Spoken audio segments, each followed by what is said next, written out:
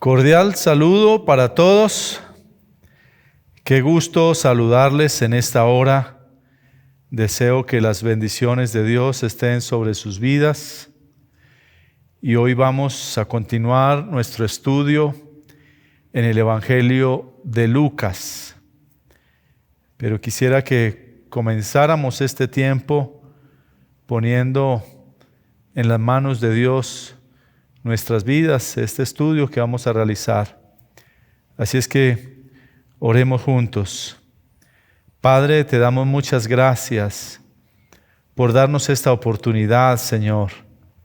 Gracias porque nos regalas este tiempo, este momento, para que podamos adentrarnos un poco a tu palabra, Señor.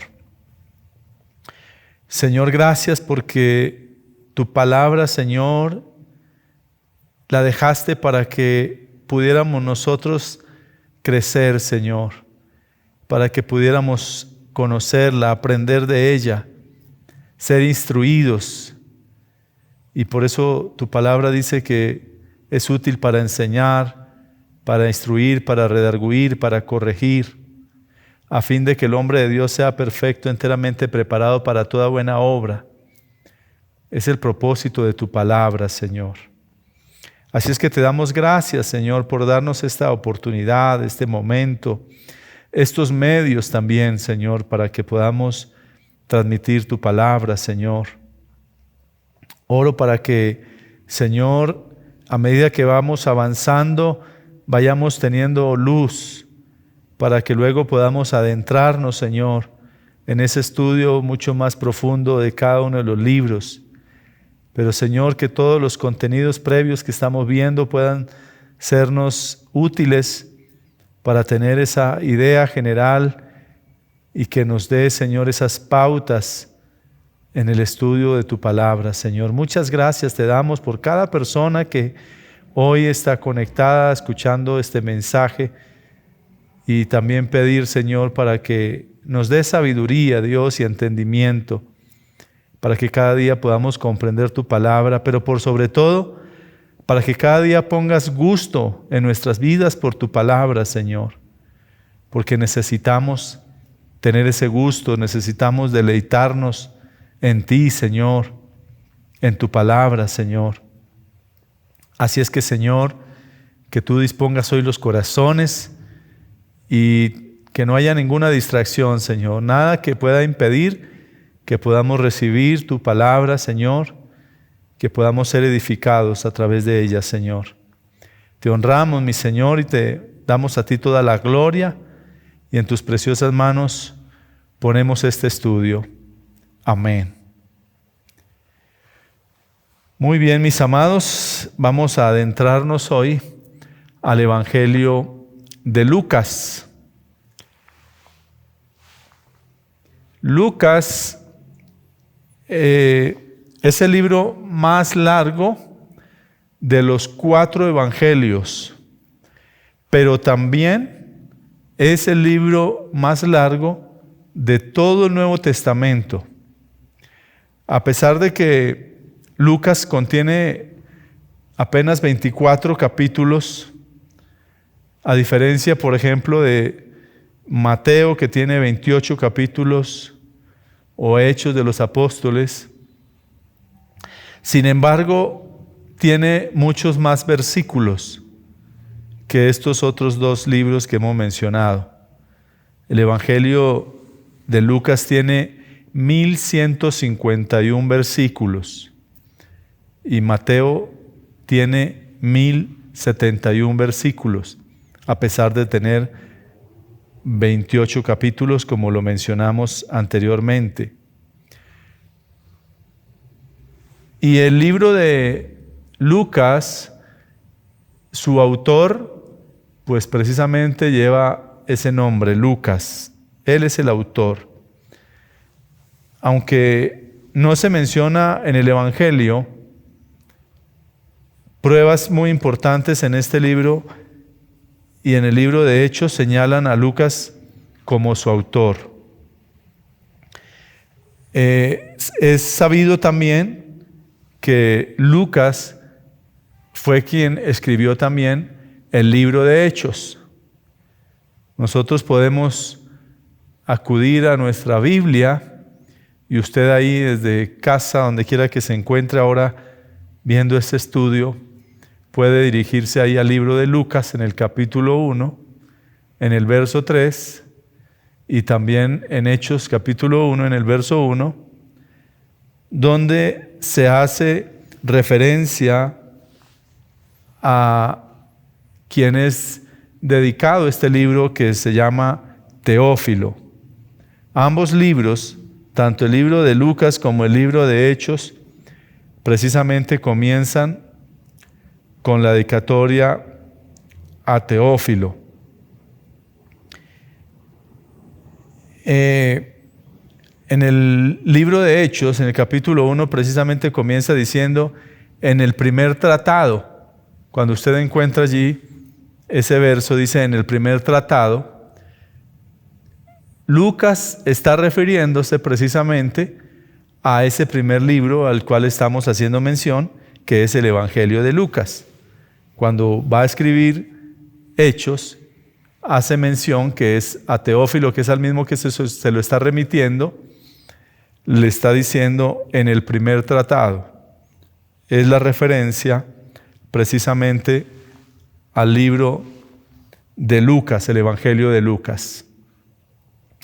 Lucas escribió como un historiador cristiano, a pesar de que Lucas, su profesión fue de médico, pero fue un hombre muy estudioso, fue un hombre muy disciplinado, fue un hombre que se dedicó con mucho rigor a estudiar para podernos transmitir estos dos libros, tanto el libro de Lucas como el libro de Hechos.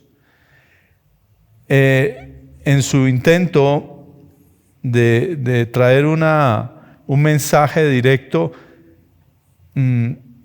por eso buscó que estos dos libros fueran como un solo volumen en el cual trata del comienzo y el crecimiento de la iglesia primitiva. Tanto el Evangelio de Lucas como el libro de los Hechos nos van a hablar de eso, del comienzo y el crecimiento de la iglesia primitiva. En el libro de Colosenses, en el capítulo 4, ahí tenemos en la diapositiva lo que nos dice el libro de Colosenses. El apóstol Pablo, escribiendo a los colosenses, dice: los saludan Lucas, el médico amado, y Demas. Aquí entonces se refiere a Lucas, que es del que estamos hablando, el escritor del Evangelio de Lucas, y se está refiriendo a él como un médico. Lucas estuvo acompañando en muchas oportunidades al apóstol Pablo. Y el Evangelio también nos muestra que el escritor usó palabras y frases que revelan el trasfondo de un médico. A medida que usted vaya estudiando, usted váyase dando cuenta de estos detalles que se van a encontrar allí en este libro, y que solamente como a la lupa de un médico, pues por eso pueden resultar estos detalles. La fecha en que se escribió este libro fue a comienzos de la década del 60. Vamos a hablar ahora del contenido. El Evangelio de Lucas sigue un plan muy similar en contenido al de Mateo y de Marcos. Valga la pena aquí en este momento mencionar que estos tres libros, Mateo, Marcos y Lucas, se le llaman libros sinópticos. Más adelante estaremos haciendo referencia en un mensaje posterior estaremos haciendo mención a lo que significa estos libros sinópticos, el porqué de estos libros sinópticos y el por qué se les dice así. Pero es importante que vayamos teniendo como esa referencia: el Evangelio de Lucas, el Evangelio de Mateo y el Evangelio de Marcos. Y valga la pena adelantar algunas cosas si tienen alguna similitud en su contenido.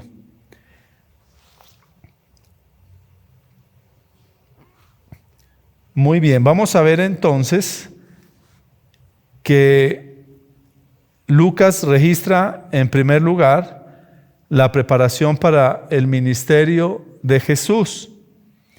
Ahí lo vemos y usted va a encontrar todos estos asuntos desde el capítulo 1 hasta el capítulo 4 en el verso 13. Ahí vamos a ver los siguientes aspectos dentro de ese contenido que está marcado en estos primeros 4 capítulos. Lo primero que encontramos es una dedicatoria a Teófilo, que está desde el 1 hasta el verso 4 del primer capítulo.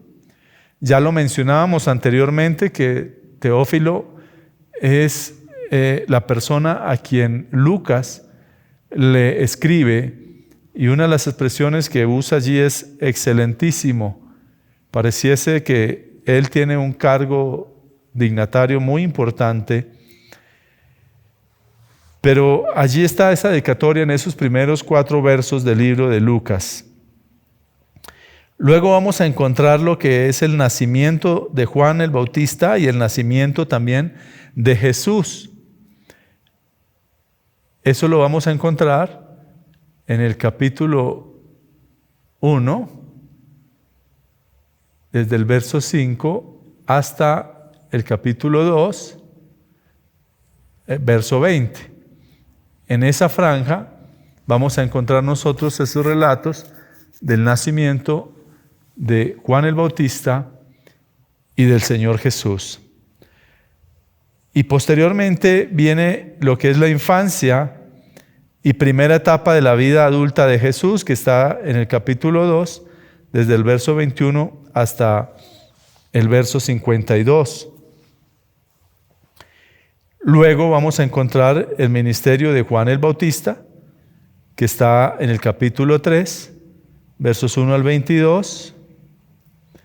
Más adelante viene lo que tiene que ver con la genealogía de Jesús, que está en el capítulo 3, versos 23 hasta el 38.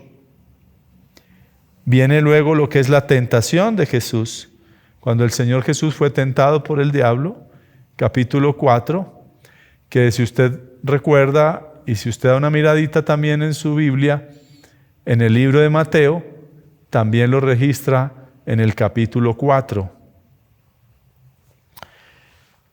Bien, ahora pasamos a una segunda fase donde Lucas está registrando el ministerio de Jesús en Galilea. Esto lo vamos a encontrar desde el capítulo 4 hasta el capítulo 9. Allí en todos estos capítulos vamos a encontrar el desarrollo de Jesús en Galilea. Recordemos que en la primera lección que tuvimos, cuando estábamos hablando del Evangelio de Mateo, cuando estábamos comenzando este estudio, presentamos un mapa donde estábamos haciendo referencia a esos lugares donde el Señor Jesús centró su ministerio. Y uno de sus lugares fue Galilea. Tenemos el comienzo de la predicación en Galilea, que está en el capítulo 4, desde el verso 14 hasta el 44. Luego viene un llamado a los discípulos y la elección de los apóstoles, que también está en el capítulo 5 y 6. Ahí es donde el Señor empieza a hacer su proceso de selección de sus discípulos, o donde hace el proceso de selección. Inicialmente los llama y luego selecciona ya los 12 que van a estar con Él. Luego vamos a encontrar el sermón a una multitud, donde el Señor habló allí de bienaventuranzas y ayes. Habló también del amor hacia los enemigos y la regla de oro, el juzgar a los demás. Por sus frutos los conoceréis, y los 2 cimientos. Este aspecto que estamos mencionando lo encontramos ya en el capítulo 6, desde el 17 hasta el 49. También habló temas de fe, el envío de los 12, que está desde el capítulo 7 hasta el capítulo 9, verso 17. Y lo último que nos cuenta Lucas en esta parte, en esta segunda parte, es la confesión de Pedro y la transfiguración, que la encontramos en el capítulo 9, en el verso, desde los versos 18 hasta el 50. Y luego tenemos el relato del ministerio de Jesús en Judea y Perea. Allí Lucas también está contándonos qué fue lo que pasó en este tiempo, desde el capítulo 9 hasta el 19, en el desarrollo del ministerio en Judea y en Perea. Lo primero que tenemos es cuando parte de Jerusalén, o hacia Jerusalén más bien, que está en el capítulo 9, desde el verso 51 hasta el capítulo 13, en el verso 21. Allí él va a narrar esa partida desde este lugar hacia Jerusalén. Recordemos la mención que estábamos haciendo hace un momento de estos libros sinópticos, y por eso vamos a encontrar relatos muy similares, muchas veces hablando de la misma escena, solo que con algunas otras palabras o con algunos otros detalles, porque todo depende de la perspectiva de la persona que estaba escribiendo. Luego tenemos de camino a Jerusalén. Allí nos va a hablar de lo que pasó con el Señor en ese camino hacia Jerusalén, después de haber partido ya de Judea, en el capítulo 13 hasta el capítulo 18. Y luego nos va a hablar, la última parte de este tercer fragmento, como lo ha determinado Lucas, ya está acercándose a Jerusalén, que nos lo narra en el capítulo 18, verso 31 en adelante, hasta el 19 en el verso 44. Allí, en estos aspectos, está Lucas haciéndonos esa referencia a este tercer ciclo, como le llamamos, como él lo ha descrito en su libro. Y la última parte, la cuarta parte, como lo definió es el escritor del libro, culmina con el ministerio de Jesús en Jerusalén. Ya el Señor está en Jerusalén, en el capítulo 19, desde el 45 hasta el capítulo 24, verso 53. Estos 5 capítulos no completos nos están hablando de esa parte del ministerio del Señor Jesús en Jerusalén. Allí nos va a narrar entonces las controversias y enseñanzas que están en el capítulo 19, en el verso 45 en adelante, hasta el capítulo 21 en el verso 4. También el Señor Jesús allí hizo la predicción de la destrucción del templo, que está en el capítulo 21, desde el 5 hasta el 38. También Lucas narra allí los acontecimientos de la última Pascua de Jesús. Recordarán que es uno de los eventos también muy importantes para nosotros como sus hijos, como pueblo cristiano. Entendemos lo que significó, y está allí en el capítulo 22, desde el verso 1 hasta el verso 46. Nos narra también Lucas la traición, arresto y el juicio que se le hace a Jesús, que está en los capítulos 22, desde el 47, hasta el capítulo 23, en el verso 25. En este segmento nos va a hablar de este aspecto que mencionamos. Enseguida nos menciona también Lucas la crucifixión y sepultura. En el capítulo 23, desde el verso 26 hasta el verso 56. En estos aspectos, por ejemplo, cuando usted esté leyendo allí la crucifixión y sepultura, usted va a encontrar detalles que puede mencionar un médico en estos detalles de la crucifixión.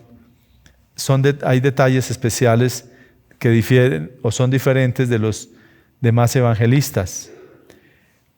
Y por último, nos menciona la resurrección, que es, y también la gran comisión y la ascensión. Recordemos que eso está en el capítulo 24, desde el verso 1 hasta el verso 53. Y recordemos que este es uno de los aspectos también tan relevantes para nosotros, porque como dijo el apóstol Pablo, si Cristo no resucitó, vana es nuestra fe. Y allí, después de la resurrección, el Señor se encuentra nuevamente con los discípulos y les comisiona, y es la comisión que también tenemos usted y yo todavía vigente para que la cumplamos, para que podamos llevar la palabra de Dios. Y el Señor allí termina su ministerio y asciende en presencia de sus discípulos al cielo. Muy bien. Vamos a ver ahora las características, algunas características importantes que aquí nos describe Lucas. Una de las cosas, y es que Lucas nos muestra el interés de Jesús en las personas menospreciadas en la comunidad judía. Dentro de esas personas que eran menospreciadas por la comunidad judía, tenemos a los gentiles, que está en el capítulo 2, verso 32, los moralmente perdidos, allí está en el capítulo 7, 36 al 50, los socialmente despreciados, en el capítulo 19, del 1 al 10, y los económicamente necesitados, que está en el capítulo 14, desde el 12 hasta el 14. Entonces, en estos 4 aspectos que mencionamos anteriormente, de allí vamos a desprenderlos también para hablar de otras características sobre las que también Lucas se interesó y por las que también él escribió. Y uno de ellos es el papel de las mujeres en el ministerio de Jesús. Y en cada uno de esos versos que usted encuentra allí, que usted ve escritos ahí en su pantalla, cada uno de esos textos vamos a tener mención de la presencia de mujeres. Y esto difiere de lo que Marcos y Lucas escribieron, porque estamos hablando de cómo Lucas tuvo un especial interés en estos detalles, a diferencia de los otros escritores, porque todos están hablando de la vida de Jesús en su permanencia aquí en la tierra. Otro aspecto que también él busca y es enfocar aquellos relatos que ilustran las preocupaciones de Jesús. Y allí también en esos textos que usted nota allí, él está ilustrando precisamente aquellas cosas que eran preocupación del Señor, aquellas cosas que eran de un interés especial para Jesús. Otro aspecto que destaca es la enseñanza y la práctica de Jesús sobre la oración. Tal vez nosotros de lo que más podemos tener claro, y es que el Señor Jesús oraba constantemente. Entonces lo tenía como una práctica, lo practicaba todo el tiempo, pero también lo enseñó, porque pues era necesario que lo enseñara para que nosotros también pudiéramos aprender a hacerlo. Inclusive dentro de estos versos que usted va a encontrar allí en Lucas, que están ahí registrados en este punto, va a encontrar donde los mismos discípulos le dicen al Señor: Señor, enséñanos a orar. Y el Señor, por supuesto, que allí se toma su tiempo para enseñarles a orar. Y en cada uno de ellos, esos textos que están mencionados, esas citas bíblicas que acompañan ahí este ítem, ahí van a encontrar ustedes detalles respecto a la oración. También menciona Lucas la obra del Espíritu Santo. También recibe allí una atención muy especial.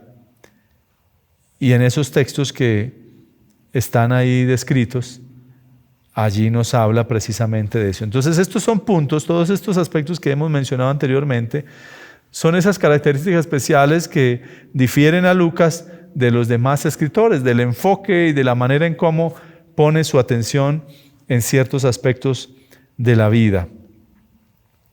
Pasamos ahora al siguiente aspecto, y es los destinatarios.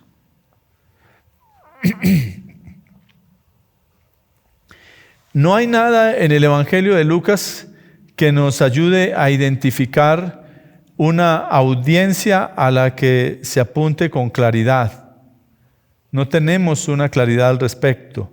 Sin embargo, hay muchas características en su escrito que sugieren que Lucas escribió principalmente para los gentiles, como lo mencionamos allí en la diapositiva. Él se centró en su mensaje para los gentiles. Y el propósito, también vamos a encontrar allí que el propósito de Lucas, y es que en su mente tenía una meta, y es ser preciso. Lucas se propuso ser una persona muy precisa, y si ustedes recordarán, cuando comenzamos el mensaje dijimos que él había escrito como un historiador cristiano. A pesar de ser un médico, a pesar de que su oficio fue médico y que estuvo acompañando al apóstol Pablo y que estuvo en todas estas correrías y en todas estas tareas evangelizadoras del primer siglo, fue una persona que estuvo muy pendiente del proceso de investigar, de tener unas fuentes muy precisas, unas fuentes que le pudieran dar una información muy acercada a la realidad. Es importante entender que Lucas no fue un testigo directo. Entonces, una de las cosas que podemos encontrar, y usted puede verlo en el capítulo 1, en el verso 3, y es su propia investigación. Allí él muy diligentemente hizo su proceso de averiguar, de informarse, de consultar, de buscar esas fuentes fidedignas que le pudieran ayudar en ese proceso de escritura del Evangelio que lleva su nombre. Y también su referencia a eventos históricos, que lo encontramos también en el capítulo 3, en el verso 1 y verso 2. Esto nos demuestra que intentó brindar un relato confiable de los comienzos del cristianismo. Cuando estemos estudiando el libro de los Hechos, pues vamos a notar también cómo fue acucioso en darnos y brindarnos detalles muy importantes que hoy son para nosotros una herramienta valiosa. Entonces tenemos que Lucas, a pesar de su profesión de médico, fue una persona muy diligente, muy dedicada, muy consagrada en buscar, investigar todo lo que encontramos escrito en su Evangelio, en este Evangelio que hoy estamos estudiando y que hace parte de esos Evangelios sinópticos que con pues estamos terminando esta parte. Los 3 Evangelios, Mateo, Marcos y Lucas, son los Evangelios sinópticos, son los que tienen alguna similitud entre ellos y que nos ayudan a tener un acercamiento profundo a lo que fue la vida de nuestro Señor Jesús, a todo lo que Él hizo. No en todos los 3 evangelios encontramos las mismas cosas. Hay cosas que se repiten en uno y otro, pero hay detalles que están en un libro que no están en otro.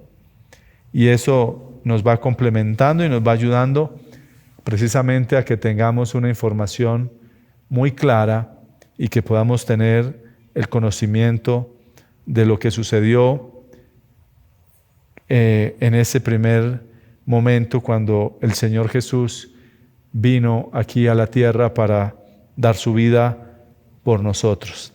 Así es que, mis amados, todo esto nos tiene que ayudar para que se despierte en nosotros ese interés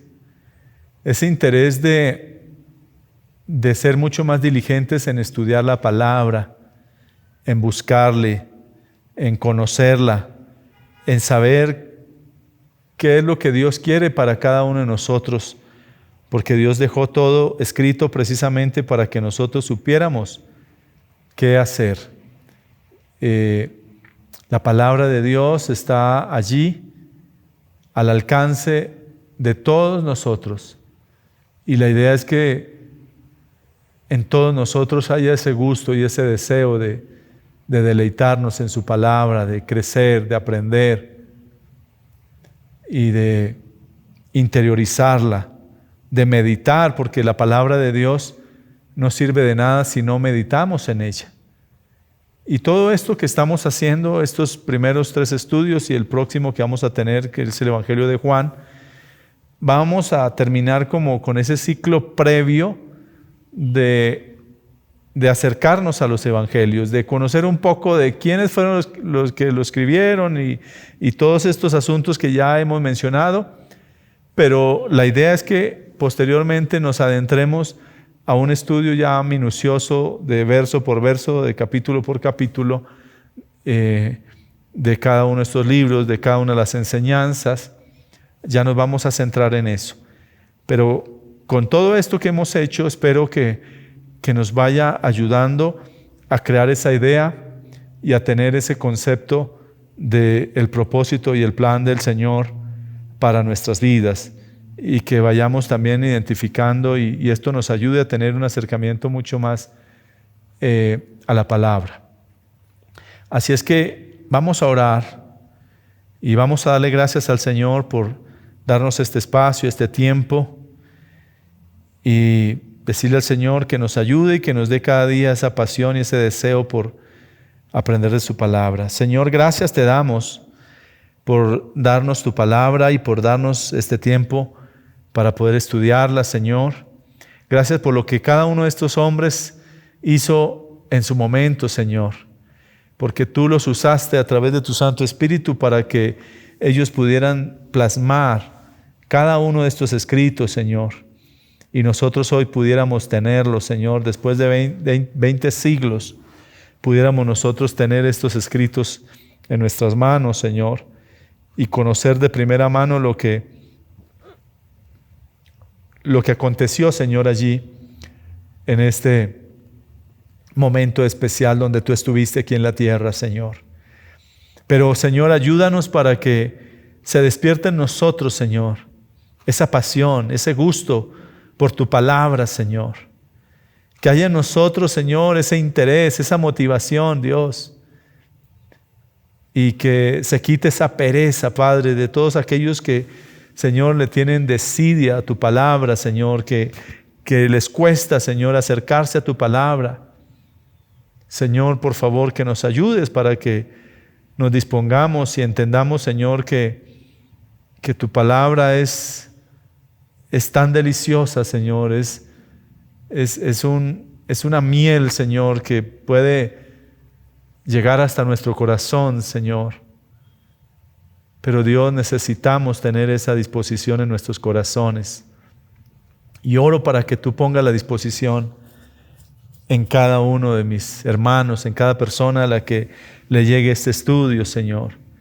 Que haya disposición en sus corazones para acercarse a tu palabra, Señor, para digerirla, para estudiarla, para memorizarla, para meditar en ella. Señor, por favor, pon esa disciplina en cada uno, Padre. Y gracias, Señor, por permitirnos hoy tener este acercamiento a ella, Señor. Gracias, Señor, en el nombre de Jesús. Amén. Mis amados, que Dios me los bendiga.